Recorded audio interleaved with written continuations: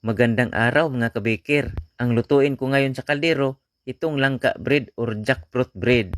Ito na ang sinasabi ko sa inyo mga kabikir na magluto ako ng langka bread. Masarap at makabusog ang tinapay na ito mga kabikir. Ang mga ingredients na nilagay ko hindi mahirap hanapin.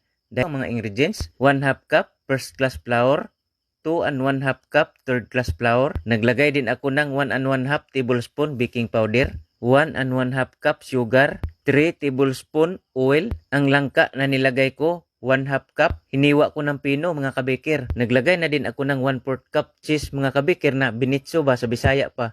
Isang pirasong itlog, kunting yellow food coloring, 1 cup milk, 1 cup water. Pwede naman milk lahat ang ilagay mga kabikir.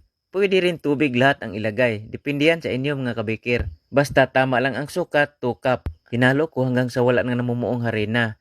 Pagkatapos nilagay ko na sa lagayan. Huwag kalimutang pahiran ng margarin ng ating lagayan para hindi didikit ang ating tinapay. Pagkatapos niluto ko kaagad, pinapainit ko ng 2 minute ang kaldero saka ko inilagay ang ating tinapay. 40 to 50 minute, maluto itong ating tinapay sa katamtamang apoy lang. Pero tingnan nyo lang din mga kabikir, baka hindi pare-pareha ang apoy natin. Ito na mga kabikir, luto ng ating masarap na langka bread na niluto lang sa ating kaldero. Pagkatapos mahango,